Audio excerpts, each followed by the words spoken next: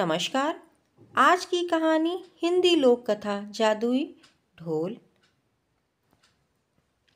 पश्चिम भारत के एक छोटे से राज्य में धर्मराज नामक एक बुद्धिमान और न्यायप्रिय राजा रहता था।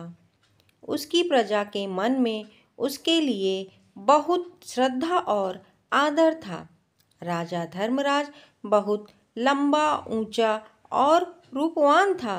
उसके सिर के बाल काले और घने थे, जिन्हें उसका खास नाई भोलू ही काटता था। भोलू यह काम कई वर्षों से कर रहा था और अपने शाही हज्जाम होने का उसे बहुत गर्व था। पर भोलू को एक बात का बहुत ध्यान रखना पड़ता था। जब भी वह राजा के बाल काटने जाता, उसे याद रखना पड़ता था कि वह राजा के साथ बिल्कुल अकेला हो। उस समय किसी का भी शाही कमरे में आना सख्त मना था। बात दरअसल यह थी कि भोलू राजा के बारे में एक राज जानता था। राजा के सिर के दोनों तरफ दो छोटे छोटे सींग उग रहे हैं। यह बात सिर्फ राजा और उसका नाई जानते थे। जब भोलू ने पहली बार यह नज़ारा देखा तो वह भौंचक्का रह गया, लेकिन उसने राजा से वादा किया कि इस बात का जिक्र वह कभी किसी से नहीं करेगा। महाराज, आप निश्चिंत रहें, भोलू राजा से बोला। आपका यह राज मेरे पास सुरक्षित है। किसी और को इस बात की कानो कान भी खबर नहीं होने पाएगी। ऐसा सुनकर राजा धर्मराज ने राहत महसूस की। उसे डर था कि अगर लोगों को इस बात की जानकारी हो गई तो राज्य भर में उसकी खिल्ली उड़ेगी। हो सकता है लोग उसका आदर करना बंद कर दें या फिर नए राजा की ही मांग करने लगे। इसलिए भोलू के वादे के बावजूद राजा ने उसे सख्त हिदायत देते हुए कहा, भोलू, अगर तुमने अपना मुंह खोला तो जान लो, सजा तो मिलेगी ही, देश निकाला भी मिलेगा। भोलू हज्जाम की डर के मारे घिघी बन गई। उसने कानून को हाथ लगाया और अपने मुंह बंद रखने की कसम खाई। कई वर्ष बीत गए। भोलू को अपना वादा याद रहा। उसकी स्वामी भक्ति से प्रसन्न राजा यदा कदा उसे अच्छे अच्छे उपहार भी देता रहता। पर समय बीतने के साथ साथ भोलू के सब्र का बांध भी टूटने लगा। उसके पेट में वह राज अब पचता नहीं था और वह चाहता था कि कोई तो ऐसा हो जिसे वह राजा के सींगों वाली बात बता सके। लेकिन राजा की चेतावनी उसे चुप रहने पर मजबूर करती थी। एक दिन भोलू राजा के बाल काटकर महल से लौट रहा था और रास्ते भर उसके सींगों के बारे में सोचता रहा। भोलू का घर एक छोटे से जंगल के उस पार था। ऊंचे ऊंचे पेड़ों और लटकती बेलों के बीच में से धीरे धीरे चलता हुआ भोलू जब थक गया तो सुस्ताने के लिए एक घने पेड़ के नीचे बैठ गया। भोलू को रह रहकर सींग याद आ रहे थे। फिर यकायक वह उठकर खड़ा हो गया। वाह, जवाब नहीं मेरे दिमाग का, भोलू बोला और उस पेड़ को देखने लगा जिसके तले वह बैठा था। भाई, इस पेड़ को तो बता सकता हूँ ना, राजा के उन अजीब सींगों के बारे में। अब यह रहस्य मेरे पेट में नहीं पचता। पेड़ तो बोल नहीं सकता और इस तरह किसी और को यह बात पता चलने का डर भी नहीं है। पेड़ के पास यह भेद हमेशा भेद रहेगा और मैं भी इस बोझ से मुक्त हो जाऊंगा। भोलू ने ऐसा निश्चय किया और जोर से बोला, हे पेड़, आज मैं तुम्हें एक भेद बताने वाला हूँ। हमारे राजा धर्मराज के सिर पर 2 सींग है। हाँ हाँ, उसके 2 सींग है। इतना कहकर हज्जाम बेतहाशा हंसने लगा और हंसता ही गया। हा हा हा, हो, वह भयंकर भेद आखिर खुल ही गया। भोलू खुश था, उसका भार जो हल्का हो गया था। उसके बाद वह आराम से घर पहुंच गया। अगले दिन एक लकड़हारा उसी जंगल में गया और उसी पेड़ के पास जाकर रुक गया।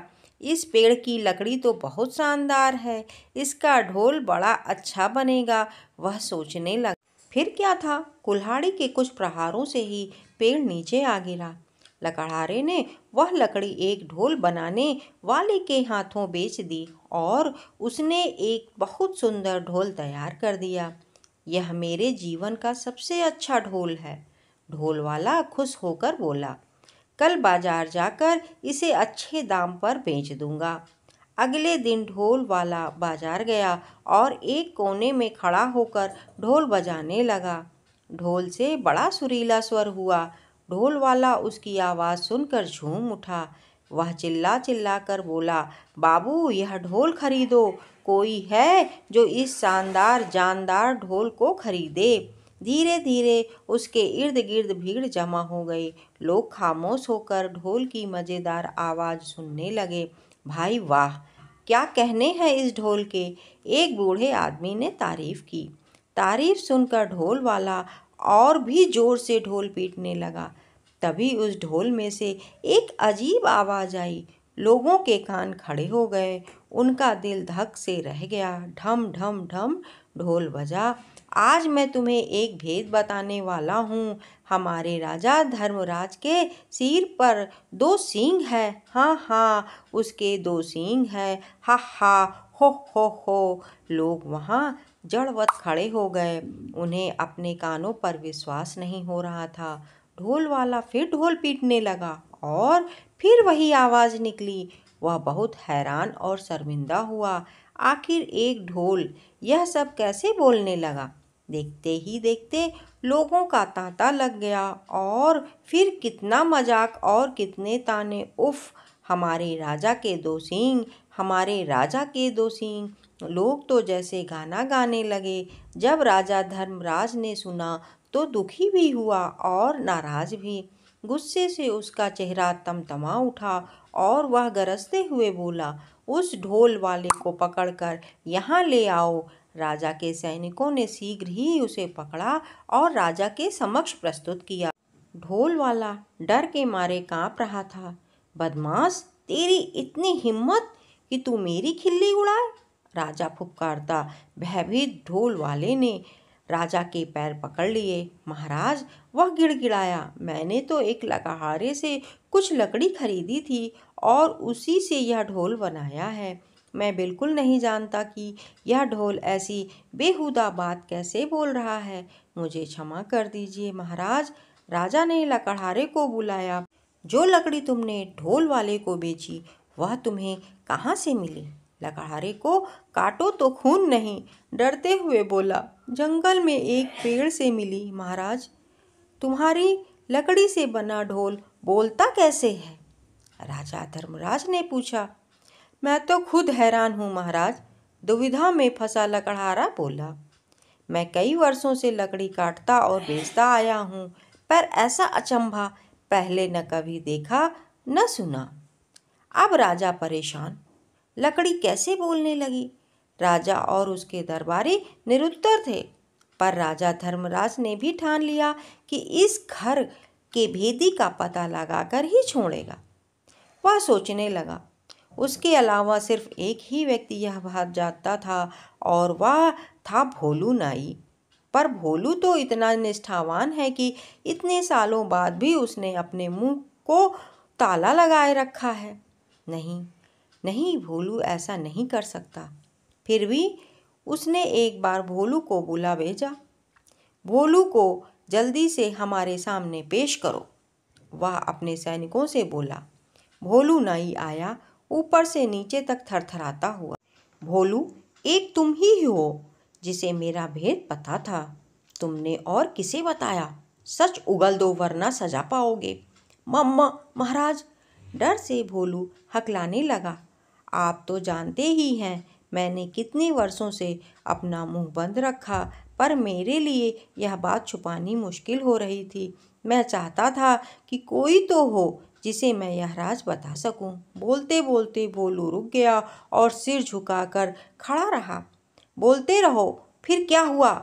राजा धर्मराज रुखाई से बोला। भोलू धीरे धीरे फिर बोलने लगा।